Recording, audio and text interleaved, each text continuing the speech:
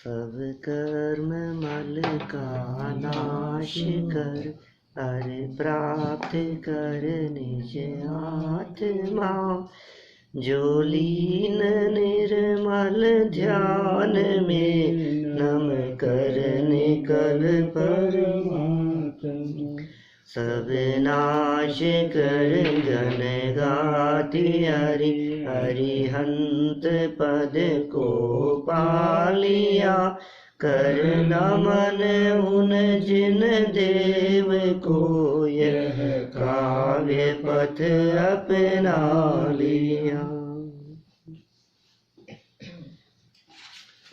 आचार्य योगेंद्र देव द्वारा लिखित यह योगसार नामक परम आध्यात्मिक ग्रंथ है। अध्यात्म के सर्वोत्कृष्ट ग्रंथों में इस योगसार ग्रंथ का नाम है, क्योंकि अध्यात्म की जैसी चर्चा इस ग्रंथ में देखने को मिलती है, वैसी अन्यत्र मिलना बहुत दुर्लभ दिखाई देता है। मैंने पहले भी कहा है, ये वो ग्रंथ है जिसकी प्रत्येक गाथा में आत्मा की चर्चा है। आत्मा की चर्चा है माने अपनी चर्चा है। माने यहाँ सब जगह पर सिर्फ मेरे ही गीत गाए हैं, सिर्फ मेरी ही चर्चा की गई है। ये वो ग्रंथ है जिसमें अप्पा सो परमप्पा की बात कही है, आत्मा ही परमात्मा। माने इससे बढ़कर और क्या बात हो सकती है कि आचार्य देव मुझे आत्मा नहीं परमात्मा देख रहे हैं। इससे बढ़कर मेरा क्या अभिनंदन हो सकता है, क्या सम्मान हो सकता है कि कोई मुझे भगवान कह रहे हैं, परमात्मा कह रहे हैं। और मेरा यह सम्मान भी किसी सड़क चलते व्यक्ति के माध्यम से नहीं है। वीतरागी संत छठे सातवें गुणस्थानवर्ती भावलिंगी संत के माध्यम से मेरा ये अभिनंदन हो रहा है।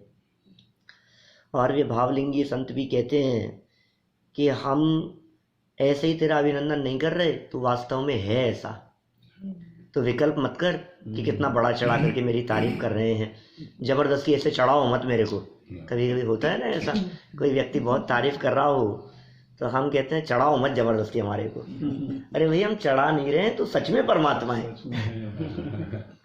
तो ऐसा मत समझ कि हम तेरे को बड़ा चढ़ा करके बात कर रहे हैं या तेरी जबरदस्ती है नहीं और तारीफ कर रहे हैं, जैसे कंपाउंडर को डॉक्टर कह करके पुकारे। तो ये ऐसा नहीं है।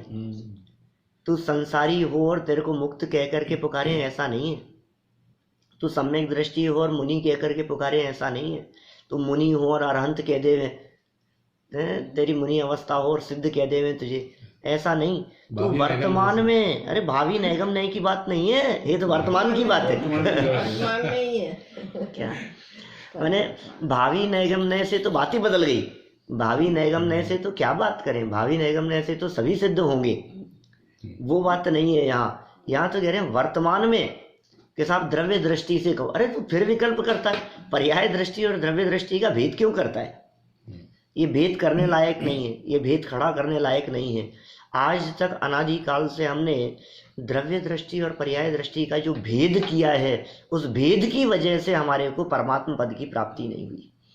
अरे इस भेद खड़ा करने से सम्यक दर्शन भी नहीं होता, इसलिए ऐसा भेद भी नहीं करना। जिसकी दृष्टि में ये भेद मिट गया है, बोले जो मैं हूं वही परमात्मा है, जिसने ऐसा स्वीकार किया है, बोले समझ लो आप चौथा गुणस्थान हो गया उसका। हूं परमात्मा छू, ये यहीं से निकली है गुरुदेव की बात, इस योगसार ग्रंथ से। हूं परमात्मा छू, तमें परमात्मा छो, बद्धा जीव परमात्मा छे, सब परमात्मा है।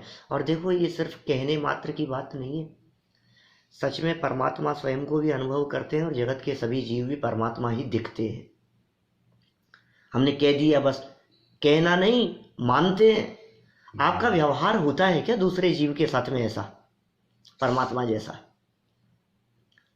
इन सब जब चर्चा चलती है, स्वाध्याय में आकर के बैठते हैं, सब परमात्मा है, सब परमात्मा है कह रहे हो, परमात्मा कह रहे हो, लेकिन जब किसी के साथ में व्यवहार होता है तो क्या तुम उसे परमात्मा मानते हो? कोई अपने को हीन दिखाई देता है, कोई अपने को महान दिखाई देता है, इसका मतलब ये भेद तो तुम्हें दृष्टि में दिखाई दे रहा है, तुम कहाँ परमात्मा मान रहे हो? परमात्मा मानने का मतलब तो ये है छोटा बड़ा नहीं दिखे कोई, सभी जीव समान है, कोई छोटा बड़ा नहीं है। इस मान्यता का नाम है सबको परमात्मा मानना। जो अपने आप को परमात्मा स्वीकार करता हो उसे जगत के जीव परमात्मा दिखते हैं। जो अपने आप को संसारी मानता हो उसे जगत के जीव परमात्मा कैसे दिखेंगे। तो ये तो दर्शन करना भी नहीं आता। अभी सच में परमात्मा कौन है इस बात की स्वीकृति भी तुझे नहीं है कि नहीं साहब मैं जानता हूँ वो 4 घाती कर्मों का नाश कर दिया उन्होंने, वे अनंत बन गए। मैं जानता हूँ बहुत अच्छी तरह कि तू नहीं जानता है कि 4 घाती कर्मों का नाश वे कर सकते नहीं है। वे बने बनाए परमात्मा थे और बने बनाए परमात्मा को उन्होंने पहचाना है, इसलिए वे परमात्मा बन गए। ये सारी चर्चाएं यहाँ बहुत सुंदर ढंग से बतलाई जा रही है। 34 गाथाओं तक की हम चर्चा विगत दिनों में कर चुके हैं। बीच में 2 दिन का अपना शिविर रहा। 34वीं गाथा में परभावों की बात कही थी, उनके परित्याग करने की बात कही थी और अपनत्व अपने आत्मा में ही करने की बात कही थी। ऐसा कहा कि वही जीव मोक्ष मार्ग में गमन करता है। अब देखिए बात कुछ अलग हटके कहते हैं कि साहब आप बार बार में आत्मा को ही जानने की कहते हो, आत्मा को ही जानने की कहते हो। क्या आत्मा के अलावा पदार्थ नहीं है क्या? दुनिया में तो बहुत वस्तुएं हैं और हम तुम्हारी माने कि दूसरे आचार्यों की माने। सब आचार्यों ने 6 द्रव्यों की बात कही है। और योगेंद्र देव आप क्या आध्यात्मिक होंगे, आचार्य कुंद जैसे आचार्यों ने भी पंच परमागमों में 6 द्रव्यों की बात कही है। आप अकेले आत्मा आत्मा की बात कर रहे हो। पुद्गल भी द्रव्य है, धर्म अधर्म आकाश काल भी द्रव्य है। हम कैसे माने कि अकेले आत्मा ही है, आत्मा को जान लो, आत्मा को जान लो। अरे पुद्गल धर्म अधर्म आकाश काल को जानना पड़ेगा कि नहीं? तो ये कहते हैं हाँ हाँ जानना पड़ेगा, सब व्यवहार से कहे गए हैं, कुछ दम नहीं है। आचार्य कुंद नहीं, हम तो ये कह रहे हैं जिनदेव ने कहे हैं, जिनेन्द्र देव ने कहे हैं, लेकिन फिर भी वो व्यवहार है। देखिए बहुत सुंदर गाथा है आगे।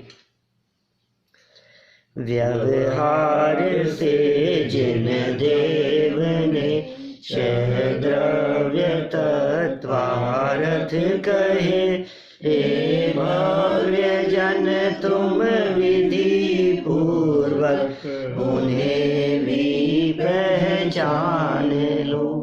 बहुत सुंदर बात कह दी है। इसमें एक शब्द आ गया है विधि पूर्वक। व्यवहार से कहें, यद्यपि व्यवहार से जिन देव ने, परमात्मा ने, अरहंत परमात्मा ने, जिन देव कौन है? लोकालोक को जानने वाले, जो संपूर्ण लोकालोक को जानते हैं, उन्होंने ये बात कही है। इसका मतलब ऐसे व्यक्ति के माध्यम से नहीं कही है जिनके द्वारा कही गई बात काल्पनिक हो। साहब आप कह रहे हो 6 द्रव्य होते हैं, वो कहते हैं 9 द्रव्य होते हैं। आप कह रहे हो 7 तत्व होते हैं, वो कहते हैं 9 तत्व होते हैं। वो कहते हैं 6 तत्व होते हैं, वो कहते हैं 2 तत्व होते हैं। सांख्य मत वाले कहते हैं 24 तत्व हैं, पुरुष को मिला करके 25 तत्व मानते हैं। सब अलग अलग तत्व मानते हैं। अब हम क्या करें? ऐसा नहीं चलेगा भाई साहब, सब की बात नहीं चलेगी। यहाँ तो जिनेन्द्र देव की बात चल रही है। जिनदेव ने जो कहे हैं वो स्वीकार करो कि क्यों, ऐसी क्या बात है जिनदेव के द्वारा कही गई में। जिनेन्द्र देव ने जो बात कही है उसमें ऐसी कौन सी विशेष बात है कि हम उसे माने? क्योंकि वे सर्वज्ञ हैं। कि सभी अपने आप को सर्वज्ञ कहते हैं। सारे जगत के जितने देवी देवता हैं सब कहते हैं हम पूर्ण ज्ञानी हैं, लेकिन उनका पूर्ण ज्ञान कैसा है? हरि हरादिशु नायकेशु, भक्तामर में जैसा प्रयोग किया ऐसा है उनका केवल ज्ञान कि उनको खुद को ही अता पता नहीं है क्या हो रहा है, क्या होने वाला है, क्या होगा। कैसे पूर्ण ज्ञान की बात है। 2 घटनाओं का उल्लेख किया था ना कल, रामचंद्र जी और श्री कृष्ण जी की। ऐसी बहुत सारी प्रसिद्ध घटनाएं मिलती है। हरि, हर और नायक, महादेव जी बहुत प्रसिद्ध हैं उनमें। एक प्रसिद्ध घटना इस प्रकार की घटी उन्हीं के जीवन में कि एक भस्मासुर नाम एक व्यक्ति था।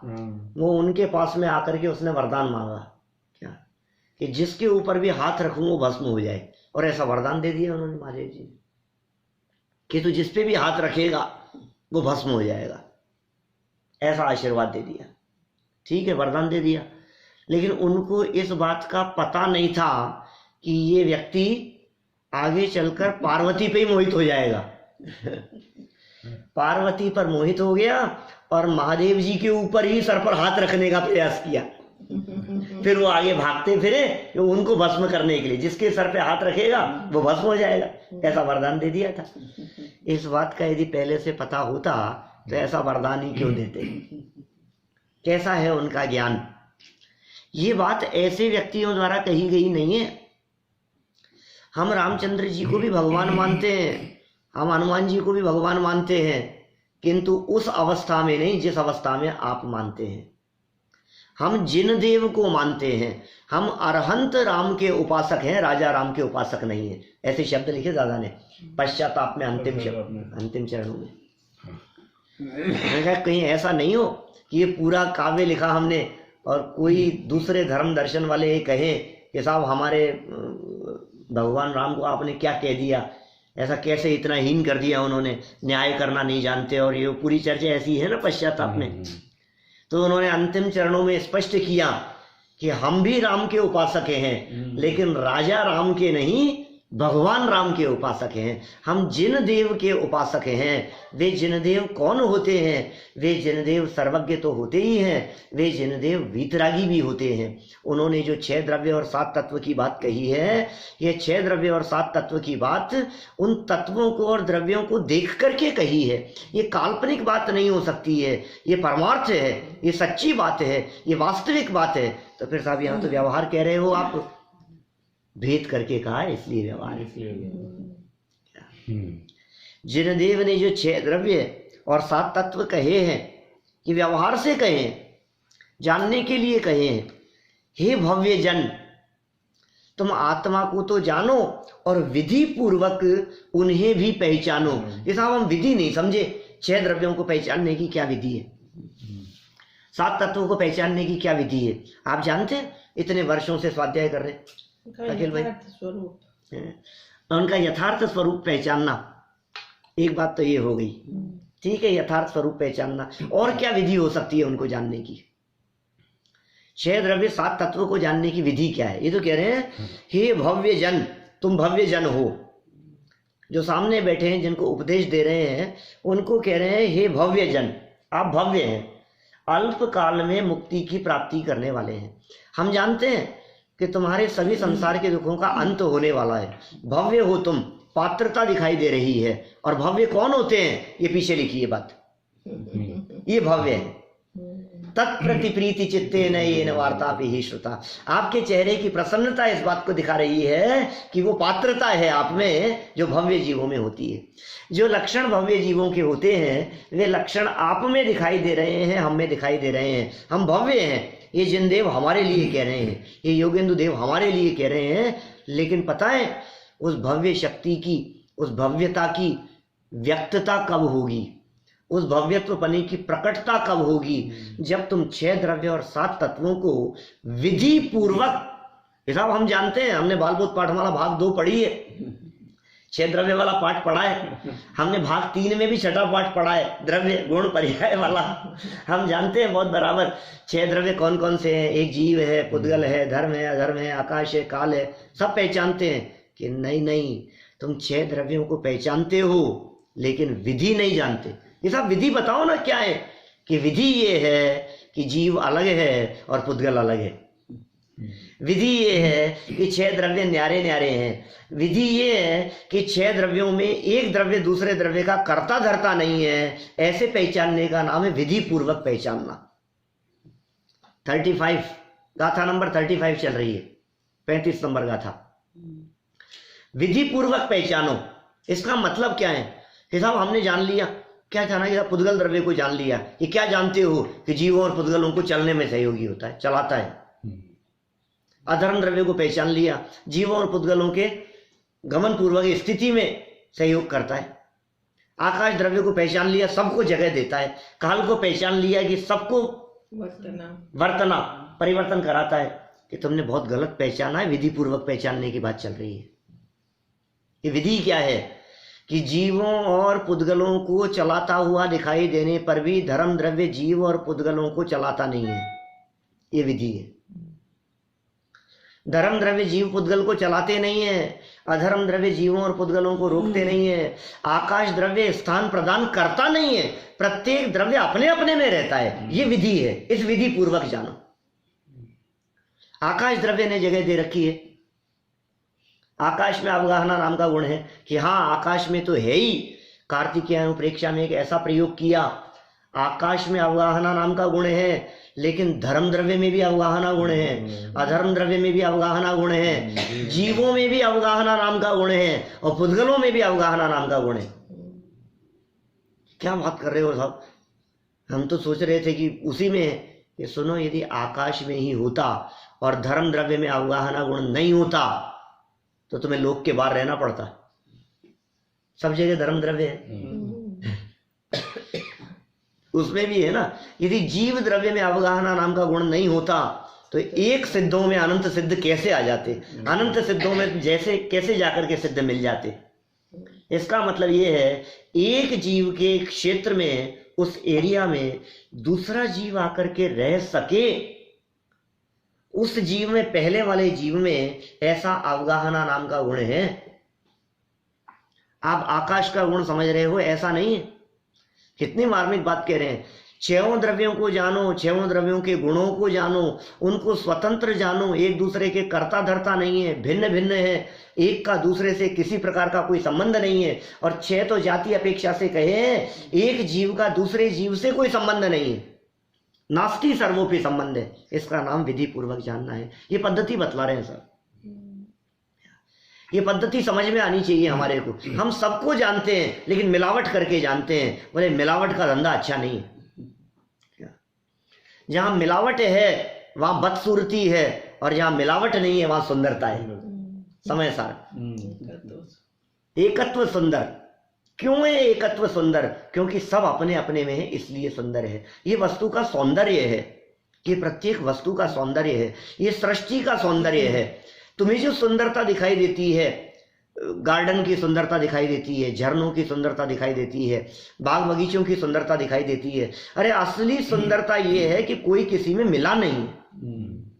असली सुंदरता ये है कि सब अपने अपने में है सब द्रव्य स्वतंत्र जगत में, कोई न किसी का काम करे। इसका नाम है विधि पूर्वक जानना। कोई किसी का काम नहीं करता। काम नहीं करता साहब, ये तो बहुत गड़बड़ बात है। फिर तो हमारे को सर्वेंट ही नहीं मिलेगा। घर में काम करने के लिए इतना बड़ा काम हम अकेले कैसे करेंगे? काम करने वाले तो चाहिए ना।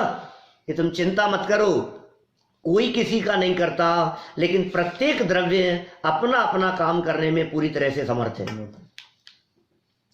प्रत्येक द्रव्य में एक द्रव्यत्व नाम का गुण है, एक वस्तुत्व नाम का गुण है। सब अपना अपना काम करते हैं और काम करना बंद कभी नहीं करते हैं। ऐसा स्वरूप है। देखो क्या कहते हैं, गाथा वापस देखो। व्यवहार से जिन देव ने छह द्रव्य तत्वार्थ कहे, हे भव्य जन तुम विधि पूर्वक उन्हें भी पहचान लो। उन्हें ही नहीं, छह द्रव्य सात तत्व नहीं, जानना तो आत्मा को ही है क्या? लेकिन ऐसा लगता है कि तुमने और आचार्यों को भी पढ़ा है, तुमने और ग्रंथों को भी पढ़ा है, इसलिए तुम्हारे चित्त में जो थोड़ा बहुत विकल्प खड़ा होता है, हम ये कहना चाहते हैं सुनो सुनो, उनको भी जान लो, कोई बात नहीं, लेकिन विधि पूर्वक जानना। छह द्रव्य को जानने की विधि बतलाई हमने। छह द्रव्य स्वतंत्र है, एक का दूसरे से कोई संबंध नहीं है, एक दूसरे में मिले नहीं है, मिलावट का काम नहीं है। पंचास्तिकाय की 7वीं गाथा याद करो, क्या कहते हैं पंचास्तिकाय की 7वीं गाथा में?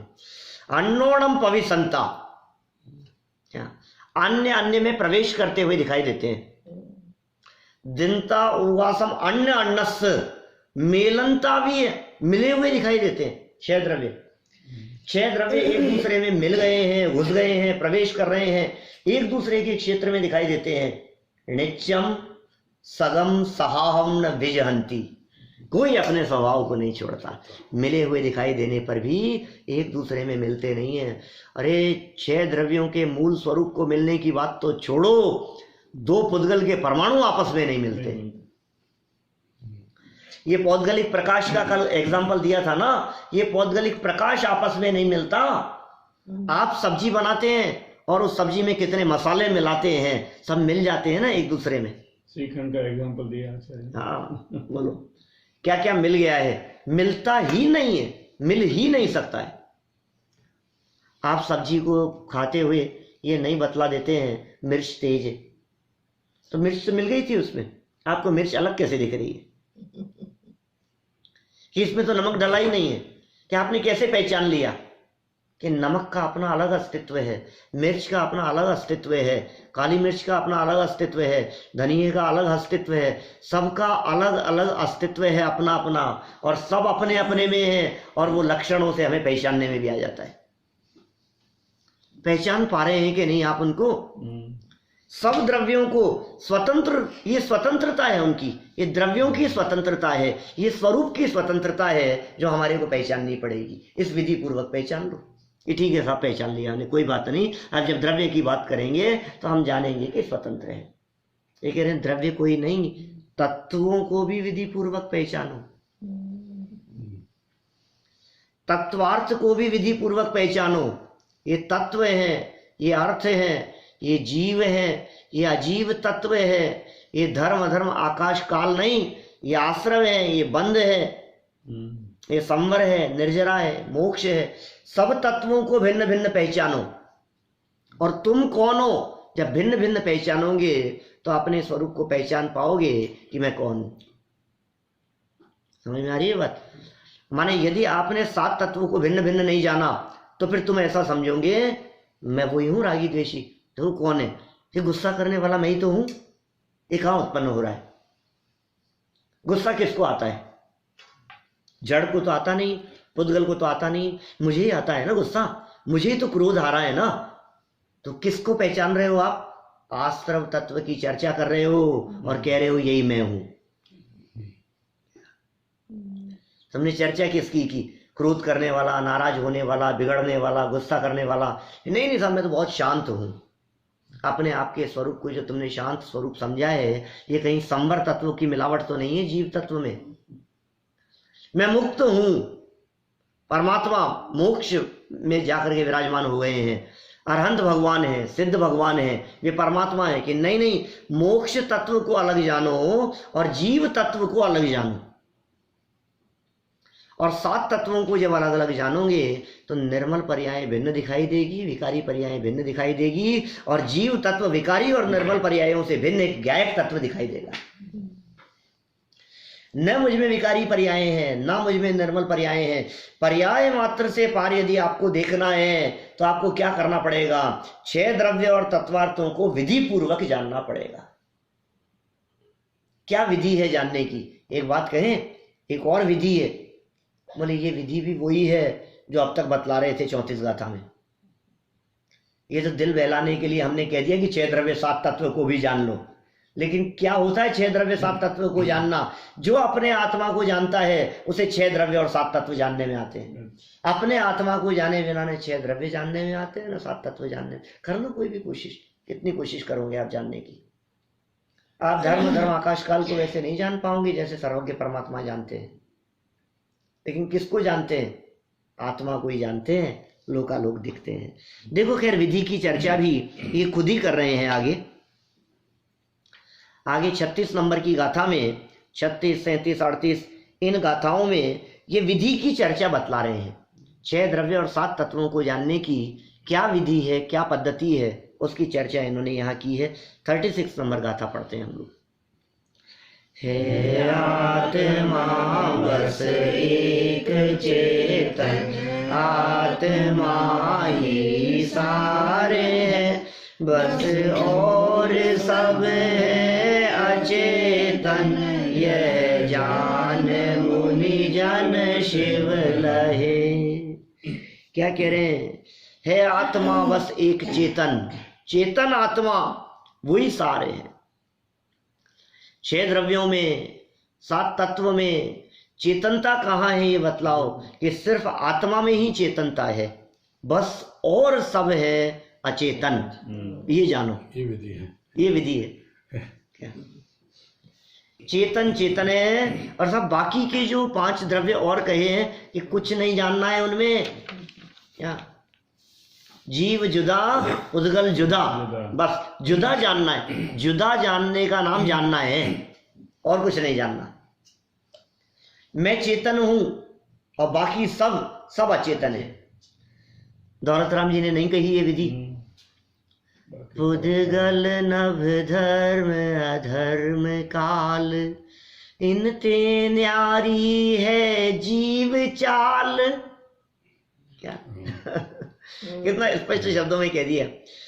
उद्गल नभ धर्म अधर्म काल। ये सब जान लिया कि नहीं क्या जाना तूने, कुछ नहीं जाना। फिर जान लिया मैंने।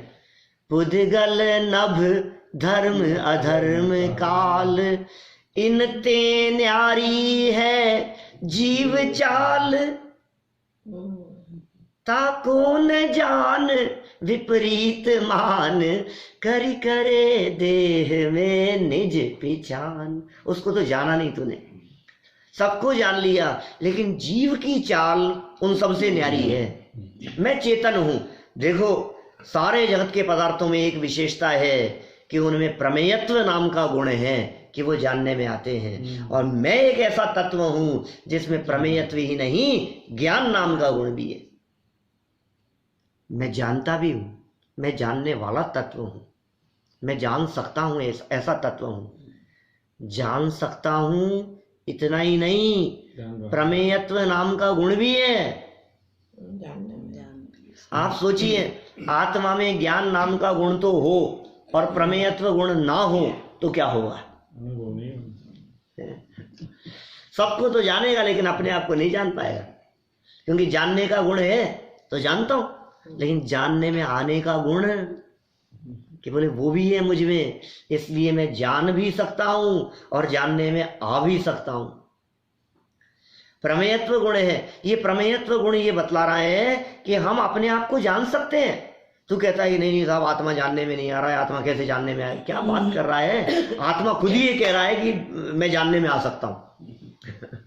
वस्तु खुद पुकार करके ये कह रही है कि हे जीव, तू मुझे जान सकता है, प्रसन्न हो जाओ। अत्यंत प्रसन्नता की बातें है। अब रंच मात्र भी खेद मत करो, क्योंकि हम जान भी सकते हैं और जानने में आ भी सकते हैं। ये दोनों विशेषताएं हैं, चेतन है। क्या कहा? आत्मा ही सार है, आत्मा ही सार है, ये उनकी पुकार है। ये उनकी पुकार है, वीतरागी संतों की। भजन है ना, वीतरागी संतों का ये बड़ा उपकार है, सुख शांति का ये बताया भंडार है। कितना बड़ा उपकार है इन वीतरागी संतों का हमारे ऊपर। अनंत उपकार नहीं इन वीतरागी संतों का। वीतरागी संतों का ये बड़ा उपकार है, सुख शांति का ये बताया भंडार है। फिर कैसे हैं वे वीतरागी संत? उनकी चर्चा की 2 लाइनों में। अंतर से राग छोड़ा बाहर से वस्त्र रे, अंतर से राग छोड़ा बाहर से वस्त्र रे, मौन खड़े ध्यान करे हाथ नहीं अस्त्र रे, देख उन्हें बार बार आता ये विचार है। क्या विचार आता है?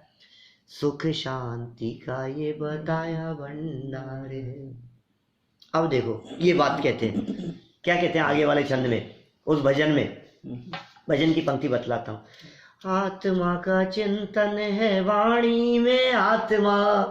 वीतरागी संत कैसे हैं हमारे? आत्मा का चिंतन है वाणी में आत्मा, समरस में सने हुए लीन हुए आत्मा।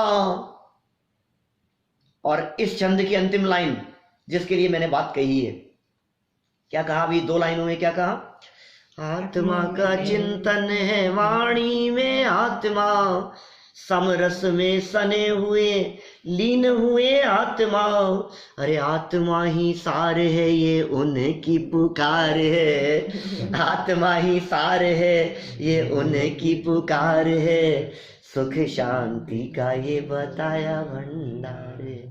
आत्मा ही सार है, दादा की तो एक किताब का नाम है आत्मा ही सार है, आत्मा ही शरण है, सारभूत है आत्मा ही। सारे जगत में सब जग देखियो छान, सारा जगत हमने देख लिया, सारा जगत हमने छान लिया, लेकिन जब देखा निज आत्मा इससे भला न कोई। जब देखा गया है भगवान आत्मा को, इससे भला जगत में कोई नहीं है। सारे जगत में सारभूत, सार माने जानते हैं आप, सार माने है निचोड़, सार माने है निष्कर्ष, सार माने है प्रयोजन भूत। आत्मा ही प्रयोजन भूत है आत्मा बस एक चेतन, आत्मा ही सारे बस और सब है अचेतन, यह जान मुनि जन शिव लहे। ये जाना है जिन मुनिराजों ने मुक्ति की प्राप्ति कर ली है, यह जान मुनि जन शिव लहे। कि साहब आप क्या बात कर रहे हो, ये आत्मा आत्मा आत्मा, क्या आत्मा आत्मा की गीत गा रहे हो आप? क्या होगा आखिर इस आत्मा को जानने से? जान भी लिया हमने आत्मा को, होगा क्या? हमें तो कुछ ऐसा उपाय बतलाओ जिससे हमारा कल्याण हो। इसी से तो होगा कल्याण। नहीं, ऐसा कल्याण हो जिससे कि हमारे घर गृहस्थी में शांति रहे, सारी लौकिक अनुकूलताएं हो। तो ऐसा मंत्र बतला दो जिस मंत्र से हमारी सारी तबीयत ठीक हो जाए, घर में आपस में विवाद नहीं हो, बच्चे कहना मानने लग जाएं। कोई ऐसा उपाय बतलाओ हमारा कल्याण हो, ऐसा कोई आशीर्वाद दो आप कि भैया ये वही आशीर्वाद है कि अब इस आशीर्वाद को सुनने के बाद में घर में प्रॉब्लम सॉल्व हो जाएगी। अरे तू अपने घर में आ जाएगा, सच्चे घर में आएगा, ऐसे घर में आएगा जिस घर में कोई प्रॉब्लम होती ही नहीं है। तू यदि पर घर में रहेगा तो प्रॉब्लम हुए बिना रहेगी नहीं। घर से बाहर निकलते ही प्रॉब्लम शुरू हो जाती है। कितनी भी अनुकूलताएं हो, 5 स्टार फैसिलिटी क्यों नहीं हो, लेकिन घर से बाहर निकले 7 स्टार में जाकर के रुको आप, लेकिन उसके बावजूद भी घर तो घर ही है। तो घर छोड़ के आए ना जयपुर से यहाँ डलास में। अरे नहीं, निज घर नाही पहचाना, अपने घर को तो पहचाना ही तूने, जाना ही नहीं तूने निज घर क्या है। ये कह रहे हैं उस आत्मा की चर्चा, उस सारभूत आत्मा की चर्चा, चेतन आत्मा की चर्चा, और 5 द्रव्य जो कि अचेतन है उनसे भिन्न जान लेने पर ये जितने मुनिराज है जिन्होंने मुक्ति की प्राप्ति की है, वो उस आत्मा को जान करके ही मुक्ति की प्राप्ति हुई है। तो चाहता है मुक्ति की प्राप्ति करना, मुक्तिपुरी है मेरा धाम। उस कविता को पढ़ना, एक बार बारीकी से पढ़ना, उसके अर्थ को समझना, उसको गहराई से देखना, क्या कहना चाहते हैं आचार्य देव, क्या कहा है बड़े दादा ने। शुद्धात्म है मेरा नाम, ये कविता 50 साल पहले लिखी थी उन्होंने। क्या बड़े दादा की लिखी हुई कविता है, शुद्धात्म है मेरा नाम। और ये कविता लिखी थी उनके बेटे का नाम है शुद्धात्म,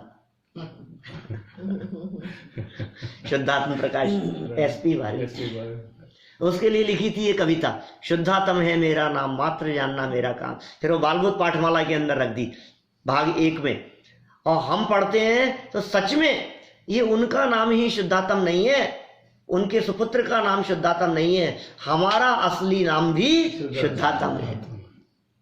और हमारा काम, आपका क्या काम है, आपका क्या काम है कि साहब हमारा तो प्रिंटिंग का काम है। अरे नहीं भाई, आपका क्या काम है कि भोजन बनाना हमारा काम है, घर का काम हमारा है, ऑफिस का काम तुम्हारा है कि नहीं, दोनों का काम मात्र जानना है। ये जिन्होंने जान लिया है वे मुनिराज, वे ज्ञानी धर्मात्मा पुरुष शिव लहे मुक्ति की प्राप्ति कर लेते हैं, मुक्त हो जाते हैं।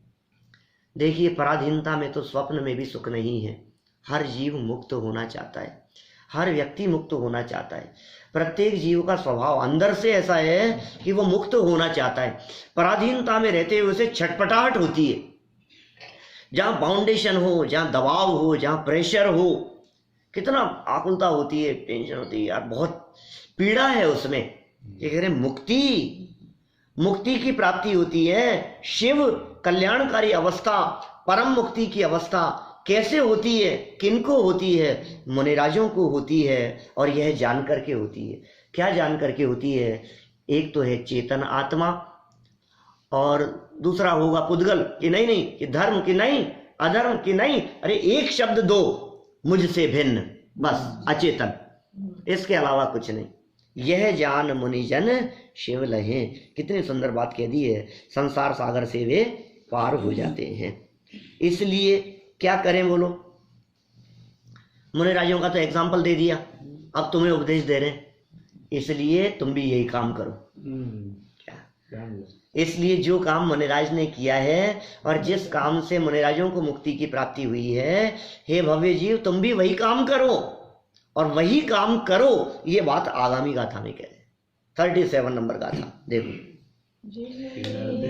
ने ऐसा कहा निज आत्मा को जान लो, यदि छोड़ कर व्यवहार सब तो शीघ्र ही भव पार हो। कितनी सुंदर बात कह दी है। जिन देव ने ऐसा कहा, देखो योगेंद्र देव जानते थे किसी भी व्यक्ति की बात तब तक इतनी वजनदार नहीं होती है जब तक वो व्यक्ति खुद मौजूद होता है। वो कह रहा होता है ना, तो लोग कहते हैं तेरे जैसे बहुत आते हैं, तू कह रहा है थोड़ी ना मानेंगे हम, हमें तो कोई ऐसे व्यक्ति की बात बता जो पुराने किसी व्यक्ति ने कही हो। तो योगेंद्र देव जिस काल में थे और जब ये रचना लिख रहे थे, उस समय वे इस बात को जानते थे कि दुनिया में सामने जो लोग हैं वे कोई भी व्यक्ति ऐसे नहीं होंगे जो मेरे डायरेक्ट कहने से मान लेंगे। कुछ लोग हो सकते हैं जिनको श्रद्धा होगी वो मान लेंगे, लेकिन बहुत ऐसे भी होंगे, तुम मुनि है वैसा हम भी मुनि है, जैसे तुम संसारी हो वैसे हम भी संसारी हैं। और कई तो ऐसे भी होंगे जिनकी एज हमारे से ज्यादा होगी, गृहस्थ दशा में हम मुनि हैं, 35 साल की उम्र है, मान लो 40 साल की उम्र है, 45 की उम्र है, लेकिन गृहस्थों में कोई 60-70 वाले भी तो हैं। तो कहेंगे यार ये कल तक तो बच्चा है हमारे सामने, ये क्या है, अभी तो मुनि बना है, और 10 साल पहले हमारे सामने हमने तो उसको उंगली पकड़ करके चलना सिखाया है, इसकी बात क्या मानेंगे हम? वे जानते थे इस बात को, लेकिन ये कह रहे हैं मैं जो भी बात कह रहा हूं ये मेरी बात नहीं है, मेरी बात समझोगे तो शायद श्रद्धा नहीं कर पाओगे, मेरी बात समझोगे तो शायद स्वीकार नहीं कर पाओगे।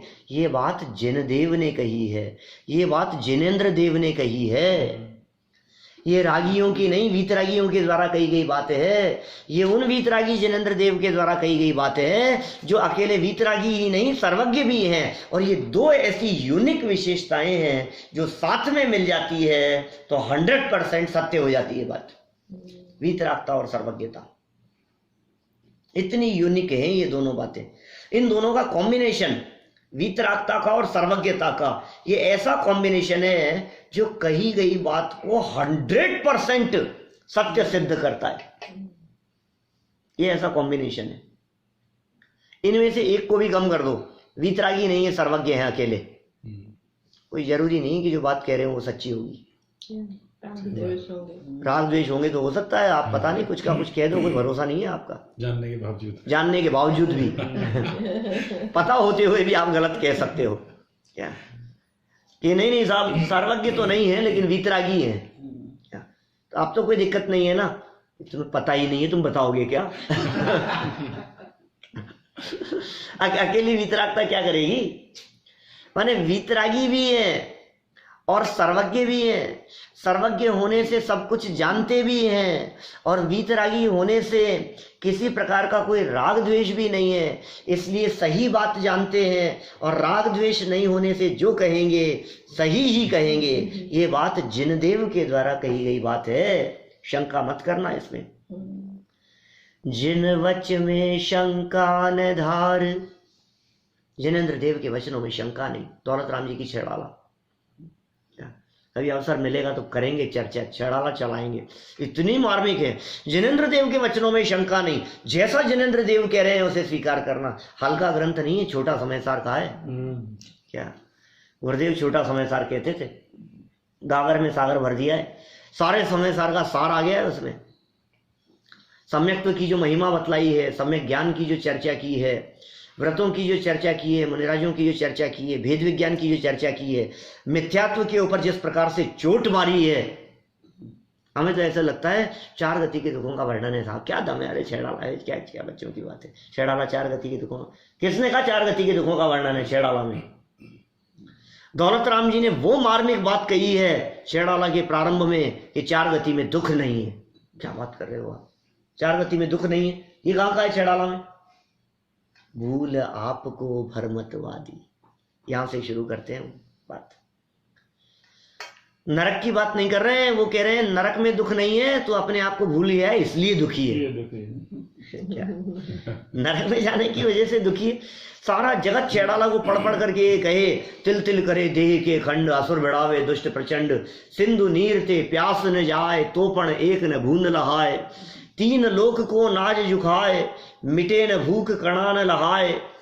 बोलो, सेमर तरु दल जुत असी पत्र, असी ज्यों देह विदारे तत्र, मेरु समान लोह गल जाए, ऐसी शीत उष्णता थाए। सारा जगत नरक के इन दुखों की चर्चा कर रहा हो, और इसके बीच में भी दौलत राम जी ये कहते हैं नरक का वातावरण तुझे दुखी करने में समर्थ नहीं है। फिर साहब दुखी तो है नारकी, ये सभी नहीं। भूल आपको, जो अपने आप को भूल गए हो वे नरक में क्या स्वर्ग में चले जाएं तो सुखी नहीं है। माने दुख का कारण नरक नहीं है, दुख का कारण तो अपने आप को भूलना है, और अपने आप को भूल करके स्वर्गों में भी चला जाए तो दुखी है। बोलो, भूल आपको भरमत, भ्रमण कर रहा है, 4 गतियों में परिभ्रमण कर रहा है, दुखी है। यहाँ क्या कह रहे हैं? जिनदेव ने ऐसा कहा, वीतरागी और सर्वज्ञ परमात्मा के माध्यम से ये बात कही जा रही है। जिन देव ने ऐसा कहा, निज आत्मा को जान लो, यदि छोड़ कर व्यवहार सब तो शीघ्र ही भव पार हो। क्या कह रहे हैं? जिन देव ने कहा है निज आत्मा को जान लो।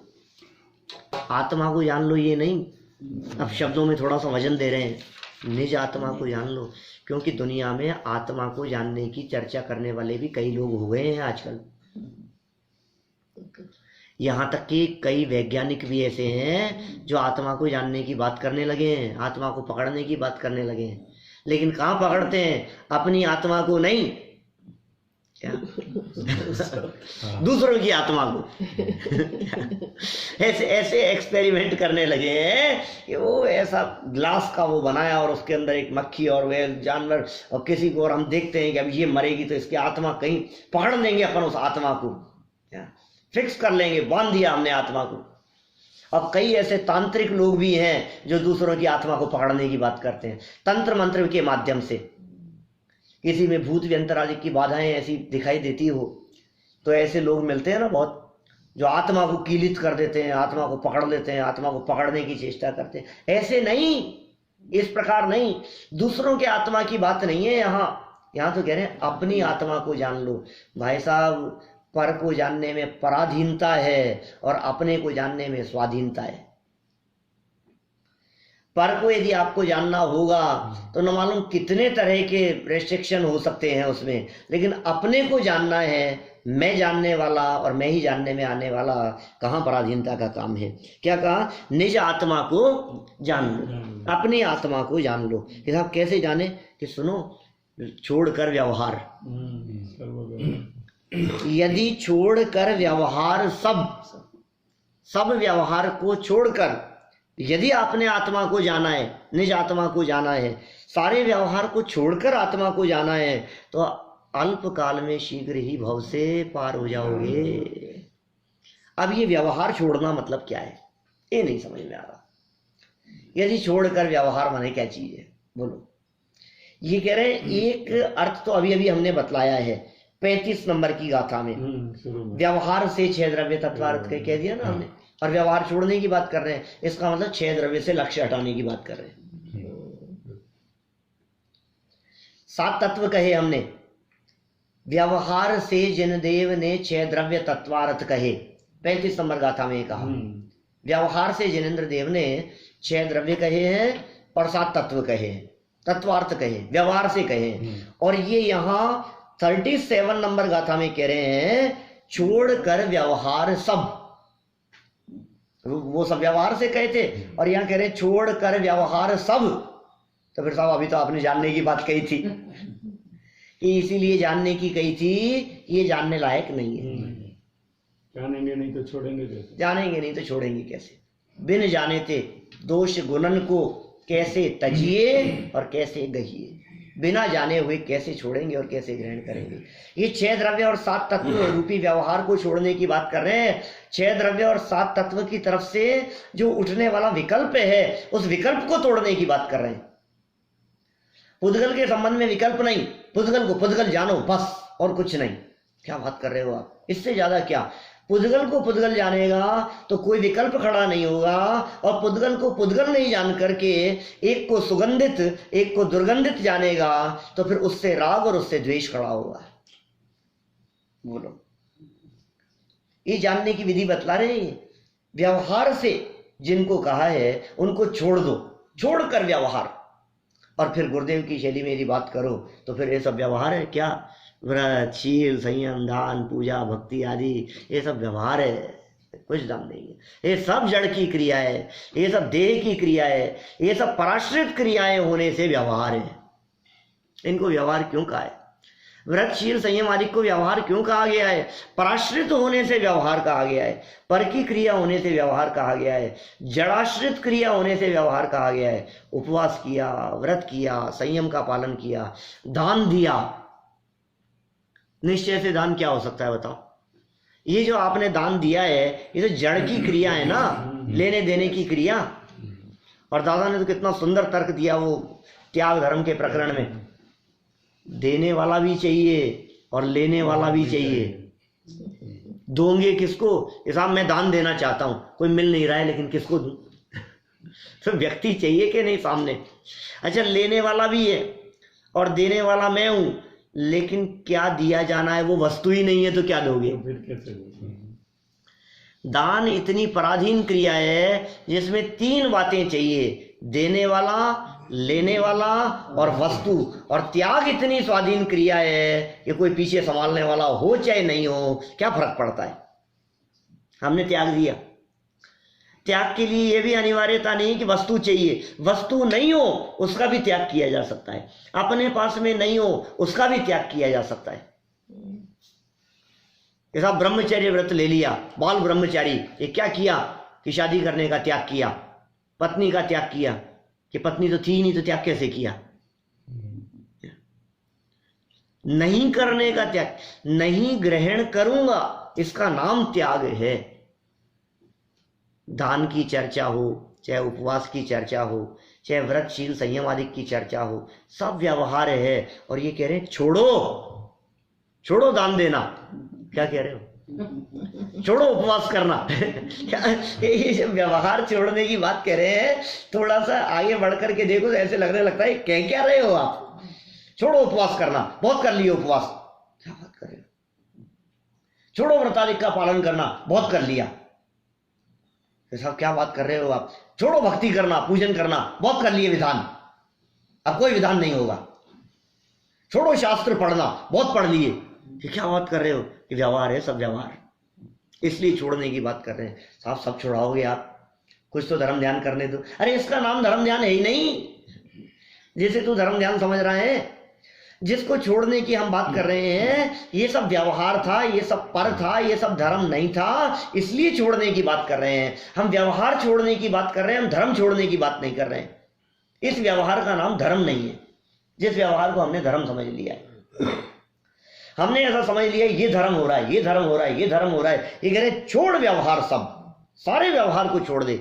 यदि छोड़ कर व्यवहार सब तो क्या होगा साहब? आप सब छुड़ा दोगे, देखो बहुत गड़बड़ हो जाएगी। कि नहीं तू चिंता मत कर, एक बार छोड़ करके देख तो सही, शीघ्र ही भव पार हो। क्या क्या छुड़ाओगे साहब? हमारा सब कुछ तो छुड़ा दिया है आपने। क्या खान पीन छुड़ा दिया है, सोसाइटी में उठने बैठने लायक नहीं बच्चे।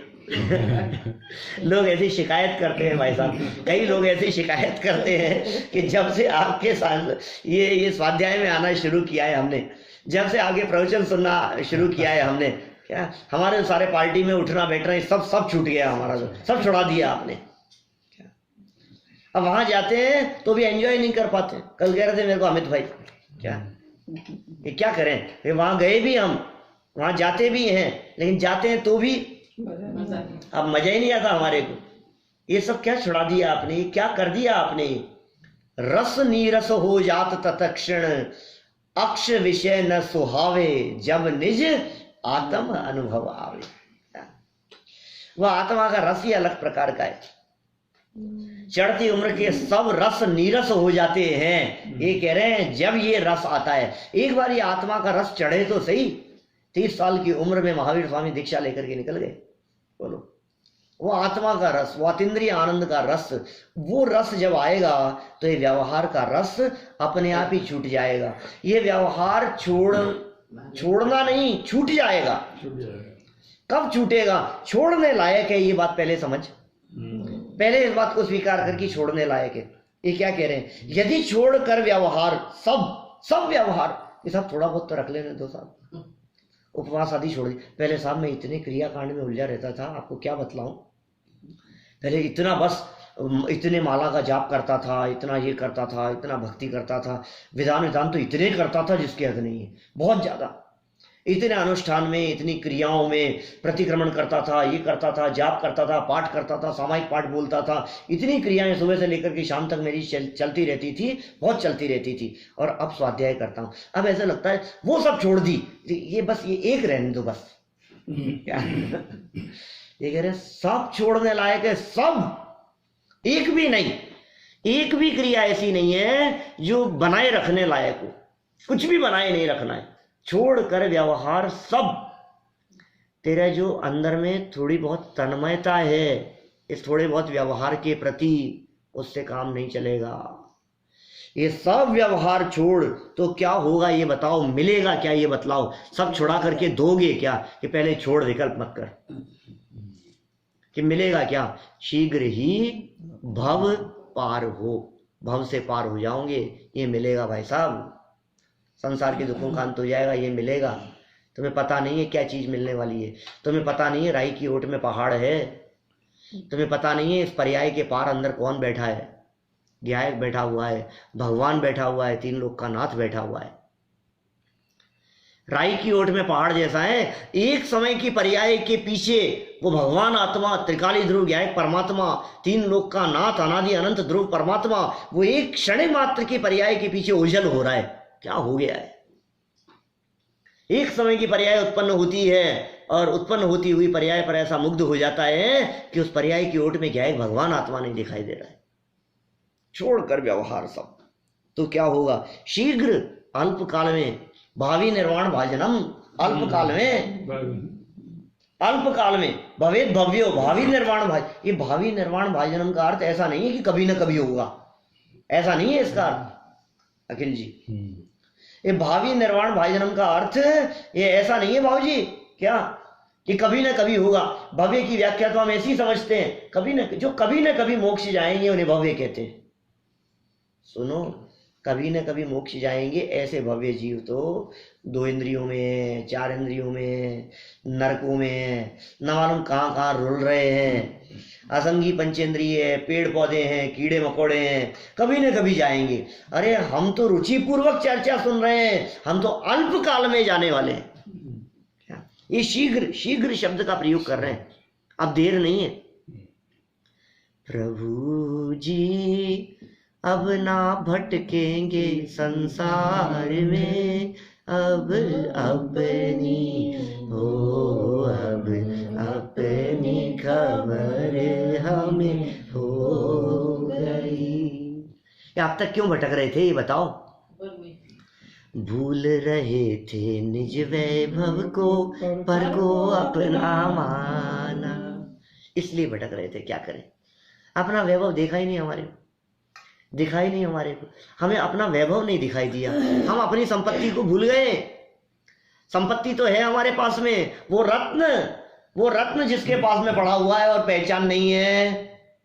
करोड़पति तो है, क्या पहचानता नहीं है तो क्या हुआ? बहुमूल्य रत्न है, ज्ञान दर्शन चारित्र आदि ऐसे बहुमूल्य रत्न अंदर में मौजूद हैं कि तू उनकी पहचान करे तो अभी माला माल है, अभी माला माल हो जाए।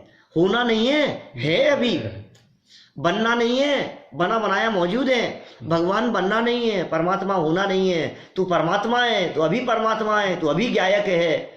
देख, अपने आप को देखना है, जानना है, पहचानना है, बस इतना सा काम करना है। छोड़कर व्यवहार सब तो शीघ्र ही भव पार हो, शीघ्र ही भव से पार हो जाएगा। देखिए आगे 38 नंबर की गाथा में ये जो बात इन्होंने यहाँ छेड़ी थी, कौन सी बात? कि तुम इनको जान लो। व्यवहार से जिनदेव ने 6 द्रव्य तत्वार्थ कहे। 35 नंबर गाथा से जो बात शुरू की थी, व्यवहार से जिनेन्द्र देव ने 6 द्रव्य कहे हैं, तत्वार्थ कहे हैं। हे भव्य जन, तुम किसी और से नहीं कह रहे, तुम क्या? हे जीव तुम जान लो, ऐसा नहीं, तुम जान लो। कि कैसे जाने? कि विधि पूर्वक जान लो कि विधि क्या है, कि ये सब इन गाथाओं के अंदर बतलाया जा रहा है। उस विधि की चर्चा ये 38वीं गाथा के अंदर बहुत बारीक ढंग से, बहुत मार्मिक ढंग से उस विधि की चर्चा कर रहे हैं। देखो क्या विधि है। जो जीव और अजीव के गुण भेद को पहचानता है, वही ज्ञानी जीव, वही मोक्ष का ज्ञानी है। कौन ज्ञानी है और कौन अज्ञानी है?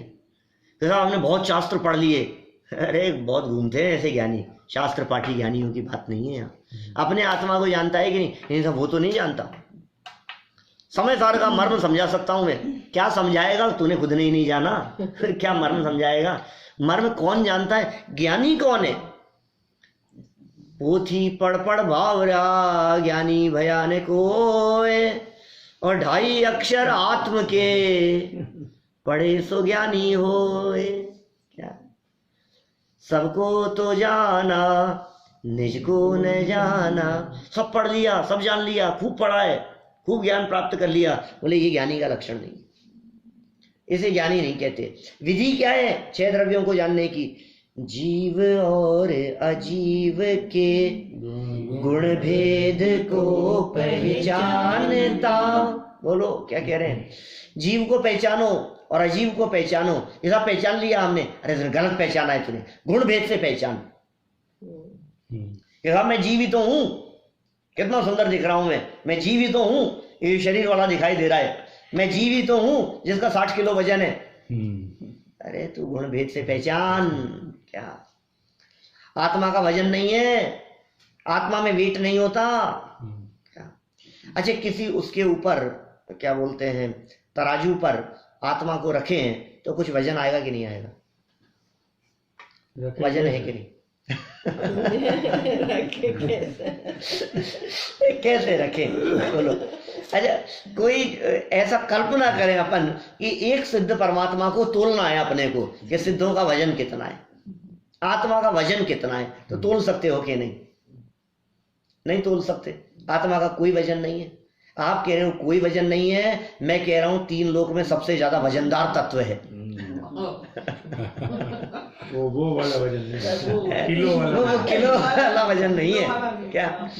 किलो वाला वजन नहीं है, लेकिन वजन कितना है उस आत्मा में? उस आत्मा में इतना वजन है कि उस आत्मा की चर्चा मात्र से आप संकटों से बच जाते हो। इतना वजन है उस व्यक्तित्व में, उस पदार्थ में। आप जानते हैं कल जिस तरह की बात बतलाई थी ना मैंने 49 में, अनंत परमात्मा की चर्चा करते समय, जिनदेव की चर्चा करते समय, कितना वजन है उनकी बात में। कि जिनेन्द्र देव की कही हुई बातें उनके कहने से छोड़ देने की बात कही थी ना, इस तरह की कुछ मैंने, ट्रैफिक पुलिस वाले ने पकड़ लिया, आई थी कि नहीं इस तरह की बात? नाम लेने मात्र से भक्तामर के श्लोक का हवाला देते हुए मैंने बात कही थी। आस्ताम तवस्त वनमस्त समस्त दोषम त्वत्संकथापि जगताम दुरितानि हंति। हे भगवान, आपकी चर्चा तो बहुत दूर की बात है। क्या? आप उतर करके आओ, उसकी तो जरूरत ही नहीं है। क्या? आपका नाम लेने मात्र से काम हो जाता है। हाँ। ऐसे कह रहे हैं कि आत्मा इतना वजनदार तत्व है कि आत्मा की अनुभूति होने पर तो कितने अतिशय होंगे, कितने चमत्कार होंगे, तुम सोच नहीं सकते हो। आत्मा अनुभूति होने पर क्या हो जाएगा तुम कल्पना नहीं कर सकते हो। हम तो ये कह रहे हैं, तुम विषय कषाय और आकुलता में, कहीं टेंशन में, कहीं हड़बड़ाहट में, कहीं किसी जगह पर ऐसी मुसीबत में फंस गए हो जिस जगह पर तुम्हारे को कुछ नहीं सूझ रहा हो और तुम्हें आत्मा का स्मरण मात्र भी आ जाए तो ऐसा वजनदार तत्व है कि इसे याद करते ही वो संकट भाग जाते हैं। इतना वजनदार तत्व है। तुमने नाम लिया ना उन संकटों के बीच में आत्मा का, ओए भाई साहब इसका संपर्क तो आत्मा से, चलो चलो इसके साथ अपन कुछ नहीं कर सकते। इसकी पहुंच तो ऊपर तक है। रास्ते में यदि किसी गुंडे बदमाश लोगों ने पकड़ लिया तुम्हारे को और तुमने हवाला दिया, तुम्हें पता है क्या मैं कौन हूं, और भैया तू वो है क्या, सॉरी सॉरी सॉरी, देख लो नाम लेते ही छोड़ देते हैं। ऐसे ही कह रहे हैं, तुम्हारे को आकुलता हो रही है किसी चीज की, शरीर में वेदना हो रही है, तकलीफ हो रही है, अभी हम कह रहे हैं आत्मा का अनुभव नहीं, आत्मा याद आ गया तुम्हारे को, जीव तत्व याद आ गया तुम्हारे को, तो इतना वजनदार तत्व है कि तुम्हारी शारीरिक वेदना तुरंत गायब हो जाती है। ऐसा वजनदार तत्व है। उन गुण भेद से पहचानो तुम, ऐसी बात कह रहे हैं यहाँ। ये बहुत मार्मिक चर्चा है। जीव और अजीव को गुण भेद से जो जीव पहचान लेता है वो ज्ञानी है, और इसी बात को मोक्ष का कारण कहा गया है। बहुत मार्मिक गाथा है। कल इसी से चर्चा को आगे बढ़ाते हुए हम आगे बढ़ेंगे। अभी की बात को तो मात्र इन्हीं शब्दों से हम विराम देते हैं कि ये आत्मा की चर्चा हमारे दिलो दिमाग में गूंजती रहे, क्योंकि यदि ये गूंजेगी तो सर्व संकट मिट जाएंगे।